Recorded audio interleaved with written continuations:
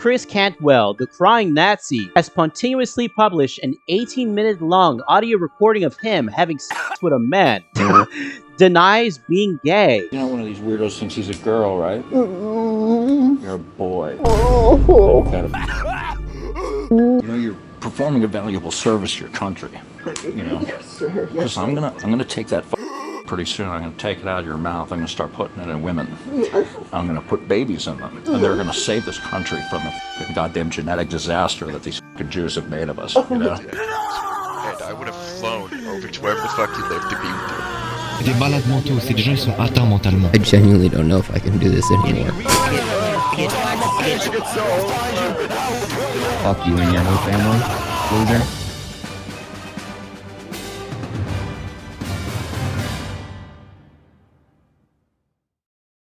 I contacted the local police. I called the Charlottesville Police Department, and I asked them. I said, I have been told that there's a warrant out for my arrest.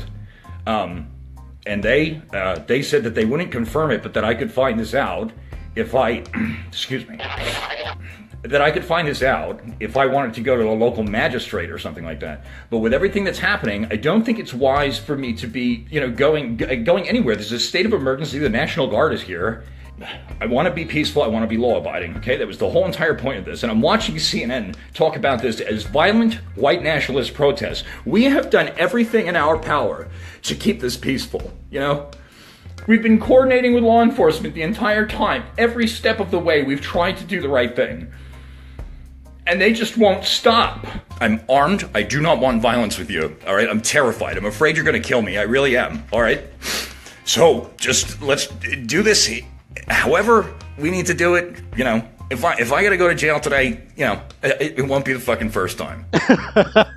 I might shoot you, don't you understand? The man you saw in the clip is Christopher Cantwell, also known as the crying Nazi. Now, Chris has a very interesting history. He was arrested and charged so many different times, it's actually comical. Driving while being intoxicated, criminal possession of a weapon, criminal possession of a stolen property, extortion, cyber stalking, and strangling a man in your own home because he fucking deserved it.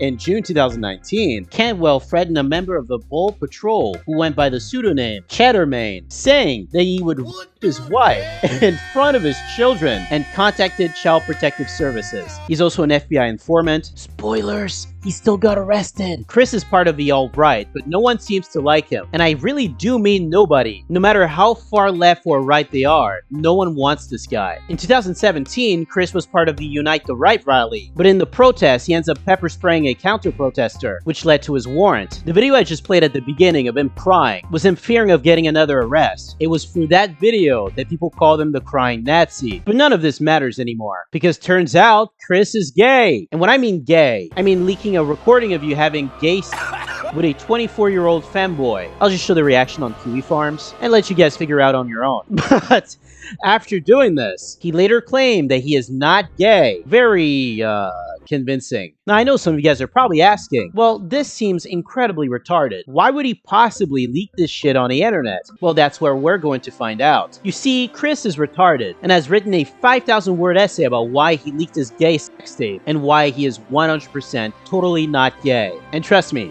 it's really perfect. Like, this is a gem. So, today, we'll find out if our boy Christopher Cantwell is gay, or was he mind controlled into having gay sex with other men? We'll find out soon enough, so let's get started. I've put this off quite long enough. In October of 2023, I started using Grindr to meet men for sex on a regular basis. I don't want to promote or normalize this behavior. I don't recommend that anyone try it. I'm only telling you this because it interacts with the story I've been struggling to tell you. For those who don't know what Grindr is, it's essentially Tinder before gay people, but Grindr is a dating app, so why using Grindr for sex as opposed to Tinder?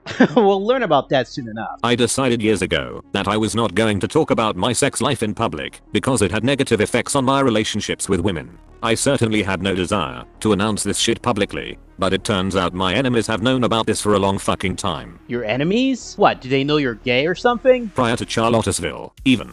This detail will shed light on a number of events over the last 8 years. I specify, on a regular basis, because 2023 was not the first nor the sixth time I had done this. My first sexual contact with a man was when I was between the ages of 14 and 16. I don't quite recall. It was probably a crime at the time, but I wasn't about to report it as one, because I literally asked for it. Alright, so this implies that he was groomed as a child, but he also says that he did ask for it, which means that he was already showing signs of homosexuality as a teenager. These two factors are probably the reason why he ended up doing it later on in his life. Sparing the details for now, I was disgusted by the experience back then, and concluded it wasn't for me. I wasn't attracted to men. I didn't have sexual fantasies about men. I did pretty well with girls, for that matter, but I wanted to get off now, and unless you're paying for it, women don't just show up whenever you want them to. There's a lot of investment involved. Alright, so this tells me two things. One, Chris is a degenerate. Two, he's desperate. When women didn't flock on his dick, he went to the next best thing. Femboys. Since I was grossed out by this, I didn't do it again for a long time. I guess sometime in my 20s I started hearing about Grindr from gay friends. I decided to try it, always drunk late at night, after all the female options had been exhausted, and I just wanted to get off now. See? Told you he was desperate. The way he describes this here implies that he's been doing this for more than a decade. From then until October of 2023, I maybe did this 6 or 10 times. I'd signed on to the app many more times than that, but I mean that I actually pulled it off that many times. In all of these instances, it was just me receiving oral sex. I had no sexual contact with men in jail or prison. Everybody always asks this when I tell the story. Now you know. Each time I did this, it was still awkward as fuck, and that's a totally separate matter from my dread of anyone finding out, but it was a little less awkward each time. The first time I did it, the guy was way older than me, and unattractive even by those standards. I didn't give a fuck what he looked like, because if I wanted to look at somebody I'd look at a woman. I thought of this not so differently than some people might think about a massage. I just wanted somebody to do a good job. See, he's not gay. He just needs someone to do a good job. Okay, sure, he had sex with dozens of men, but he had no choice, okay? No bitches want him. But some men are better looking than others, even if you're not attracted to men. And I came to figure out what should be obvious enough, that younger, better looking guys were a decidedly less awkward situation. Some of you have heard me tell the story of the woman that I reconnected with when I got out of prison. I had asked her to marry me in 2014, but she didn't want kids, and I was pretty well devastated by this at the time. It was why I quit drinking and started working out. I wanted better dating options after what felt to me like rejection. So after working out and trying to get a better partner, you decided to go after femboys? Okay. Well, she changed her mind about not having kids, but by this time, 9 years had passed. She was older than me, and there was no certainty she could have one child safely, much less 3. So although I was in love with her, I explained that I figured I'd have better options for family in a couple of years, and I didn't want to leave her for a better deal, or spend the rest of my life resenting her for holding me back. I ended the relationship, and neither of us fared well in the wake of this. I didn't want to go through that again. I didn't want to marry the type of woman who would marry a broke guy fresh out of prison. I didn't want to abandon my media career to make more money faster. But I knew, if I was dating peer-aged women for sex with no intention of marrying them, that I would both endure and inflict a great deal of pain, and I did not want to do that. So for 8 months or so, I avoided women, and did not have sex. In October of 2023, I registered my first post-prison Grindr account. Well, she definitely dodged a bullet here. The Cantwell bloodline would have been a fucking shit show. He also uploaded this video. No, these are not coming from a hash bone. I actually made the post. That December I met a 23-year-old guy, and you could fairly say this was the first time I did more than stand there with my cock out. The encounter caused me to rethink what was possible in my encounters with men, and so I started doing this much more frequently. This man and I exchanged phone numbers, and planned to meet again, whereas all of the other encounters I'd had were these crazy paranoid anonymous things with no names, no numbers and no photos of me. Anyway, we texted for weeks. I told him who I was, and what I did for a living.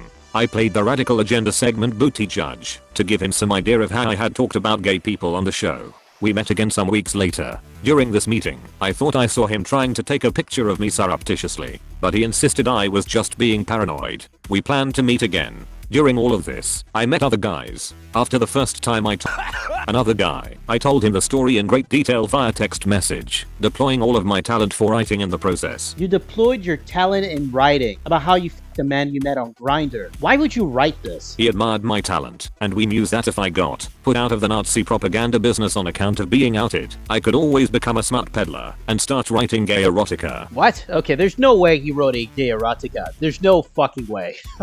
He liked that idea, and so I told him I'd write the story of our first encounter as a gift to him. There's no way he actually wrote this, right? Right? I did write it, but he never took delivery. He ghosted me. Like, just stopped responding. Didn't even bother to block me. It was cold as fuck, and I was both pissed off and terrified he'd out me. He ghosted you after you made the fucking gay erotica.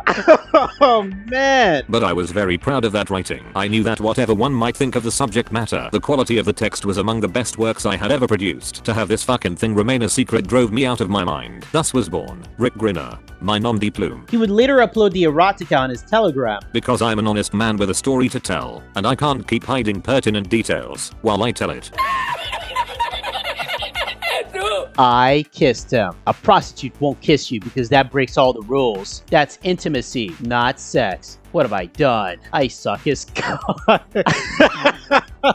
The PDF of the aforementioned story. I told this young man that, if he wasn't going to take delivery of his gift, that I'd accept his silence as consent to publish it, with silence received. Mr. Grindr did precisely this, publishing it to literotica.com, the most popular erotica website in the English language, in February of 2024. Under this freshly born nom de plume with no author reputation or social media following to promote it, that story quickly garnered nearly 7,000 reads and a 4.48/5 rating on the site. It was on its way to becoming eligible for a cash prize, but I got so scared of the attention it was getting that I asked the site's admins to delete my author account. The story had also been published to Amazon as both a Kindle ebook and a paperback. A few copies were sold before I tried to remove the listing. But as it turns out, once a paperback is sold, Amazon will not let you remove a listing. In case someone wants to resell it, you can only alter the listing. Today, Rick Grindr is searchable on Amazon, and the absurd mess I made with of that listing to hide my tracks is a far greater embarrassment to me today than what I was trying to cover up. I don't need to go play by play for the next 2 years at this point. My secret is no longer a secret. Love me, hate me, be indifferent. I don't care. During the course of all this there were plenty of things I did that I wouldn't want to brag about. Uh-oh. But to be 100% clear with all of you, I have precisely zero shame to disclose the fact that I had sexual contact with other men. My views on sex have always been more nuanced than most people would give me credit for. I never mistreated gay callers. I know the difference between sexual behavior and sexual orientation. I'm not gay.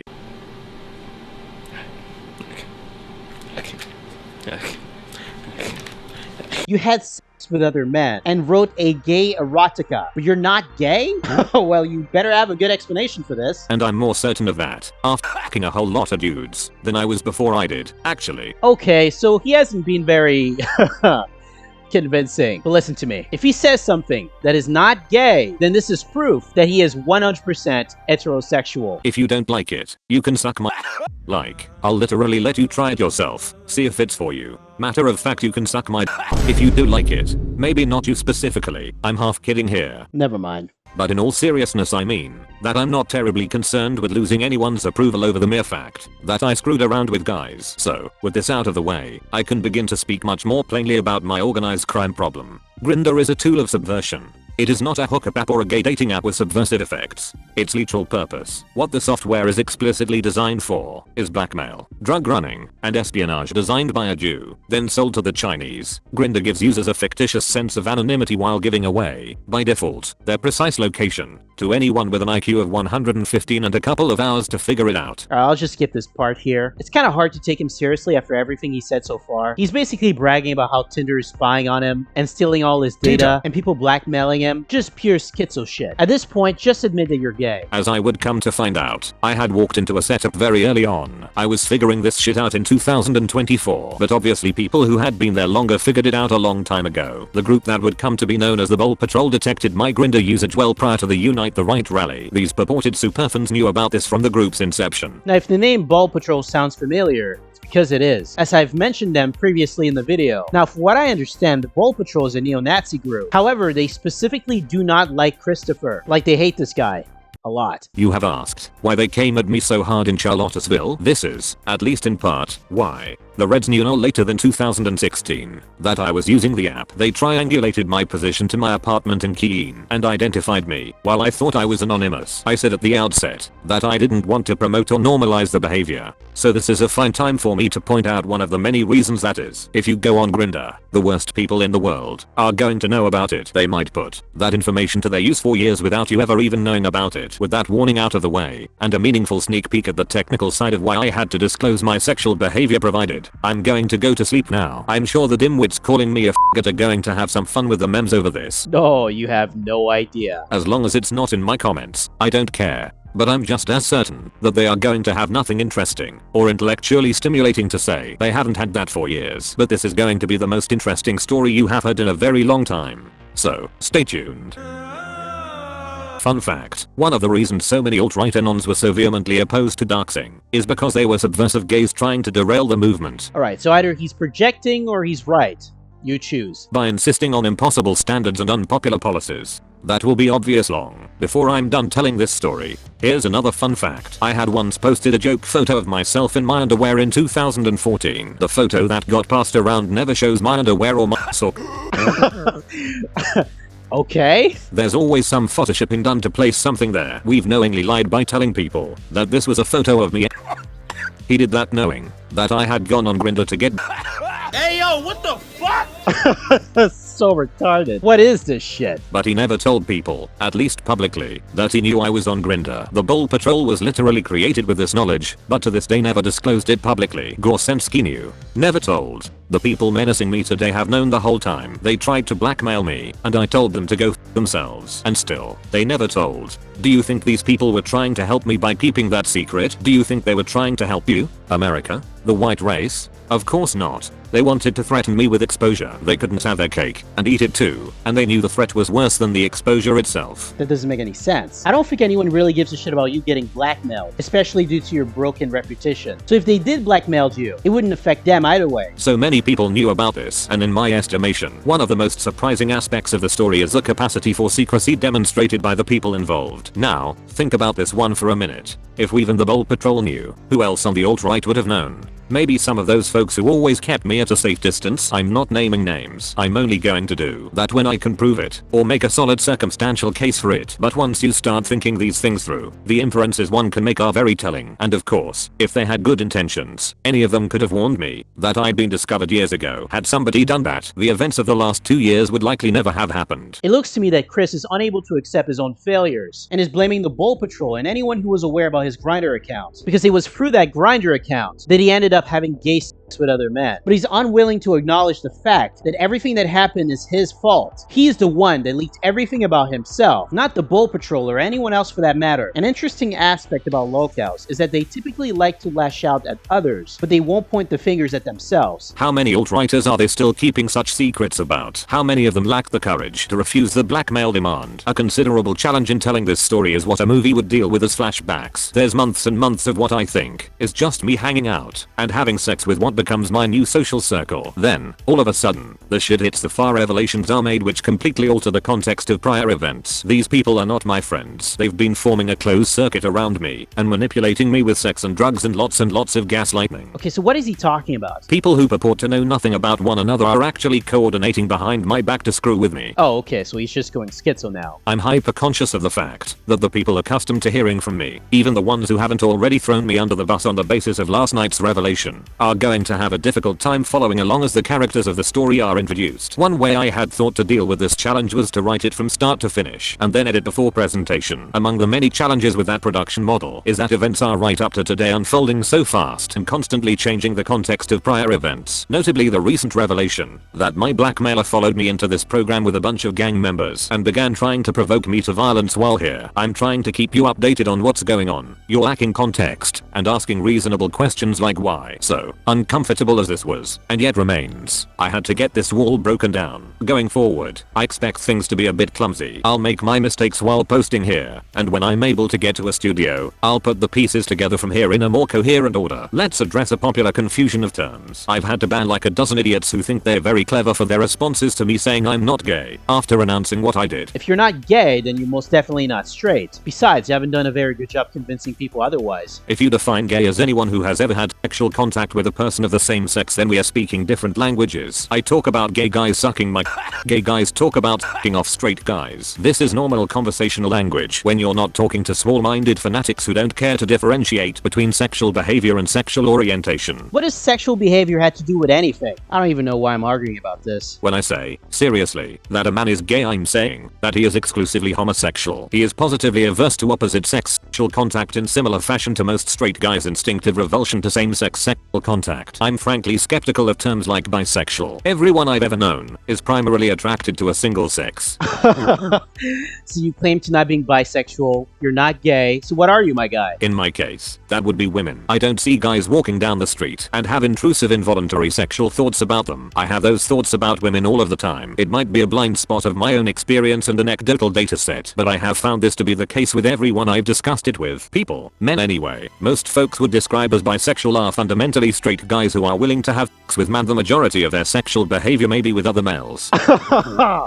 Oh, the cope is so strong with this one. This guy who's like so unwilling to label himself as bisexual that he's willing to say that bisexual men are actually straight guys who have sex with other men. It's so sad. But this is because the male sex drive leads to more sex partners more easily obtained with lower investment. Not because they prefer having sex with men. A man who prefers sex with men does not have much reason to meet the challenges of having sex with women. Why fucking bother? It's too much work if you don't have a very strong preference for females. Even if one had no sexual preferences to speak of, his behavior would come to be indistinguishable from that of someone who was exclusively homosexual, because unless he was explicitly seeking a natural pregnancy, all of his sexual impulses could be met with much less difficulty by other males. I explained the awkwardness of my first same-sex contacts for this reason. I almost couldn't pull it off. So why did you try it? See, there's a fucking hole in your logic and you can't fix it. I get erections for no reason at all. What is this, sex ed? They become distractions, and through much of my life I've dealt with those distractions by ***ing off to get the poison out, so I could focus on more pressing matters than my sexual impulses.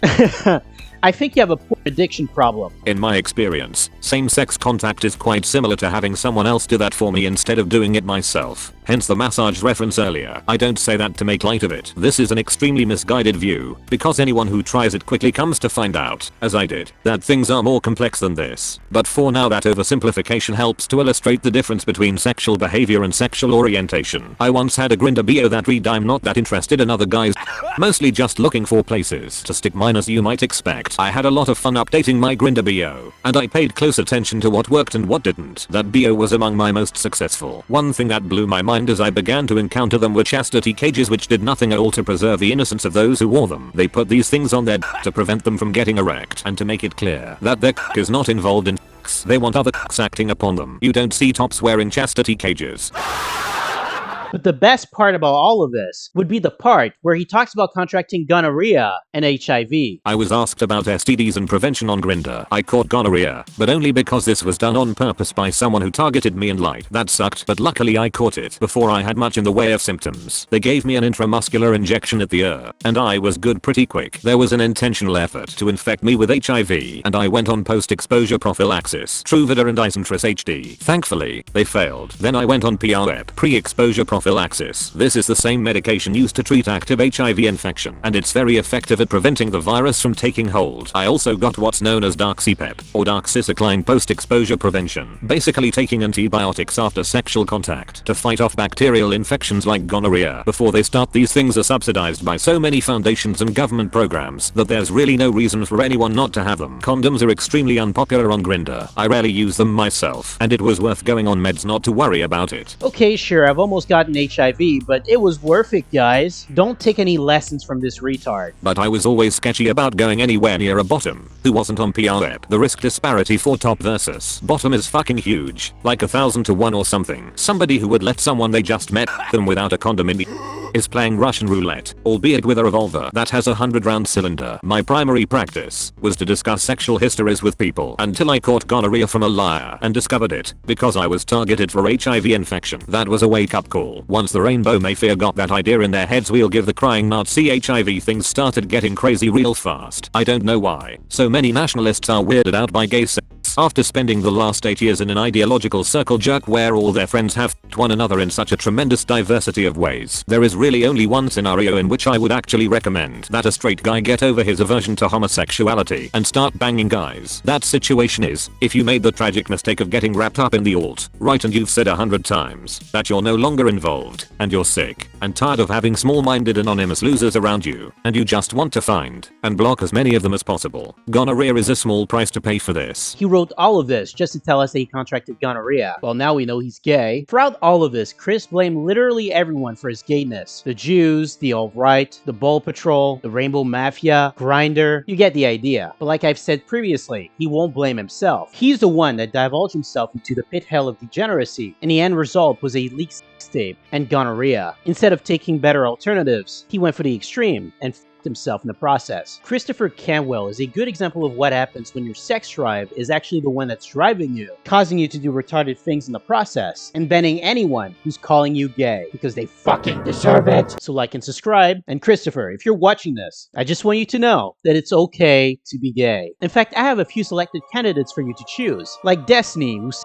minors on the internet, and has a thing for age play, or Vosh, who sex little boys on the internet, and has a thing for horsecock. And then there's our boy Glass, who's so desperate for coochie that he decided to turn himself into a woman so that he could have gay sex with Urgla. You gotta help him, Chris. You gotta help this guy. If you liked this clip, subscribe to this channel. If you didn't, nobody asked about your opinion. Please fucking don't tell Danny or like your Discord friend. I don't really need my thread bomb. I told you I don't talk to yes. anyone on Discord anymore. This is like really sensitive to me. Like just right. I understand. I don't talk to anyone on Discord. I only find Danny attractive out of our group. Only because like Danny's attitude. I like his attitude because he's really rough with me. Oh, he's so rough with me. I just love it. I just love it when he's just mean to me. It's just so good. If you want to get on Queen of Pole's side, if you really want to get in good with him, you got to go treat him roughly. And just remember that. If you're looking for a boyfriend tonight, chat, just be rough with him. What? Do you understand how silly that sounds? Yeah, but you don't understand. Like Danny always like responds to me like he's just. He acts like that girl in elementary school that's like bullying you, but she really likes you, and like it's kind of hot. But like if he could just keep treating me the way he does, like that's so hot. That's so hot. He's just verbally abusing you? I'd like to send out a special message to Null at Kiwi Farms. All those times you've yelled at Pole and got upset with him and told him you were going to kick him off the website and get the fuck out of the thread and that you can't stand him. Apparently that turns him on. So maybe you want to change tactics because instead of leaving your website alone, it looks like he's looking for a date now, buddy. Looks like maybe he wants you to treat him a little rougher, if you know what I mean.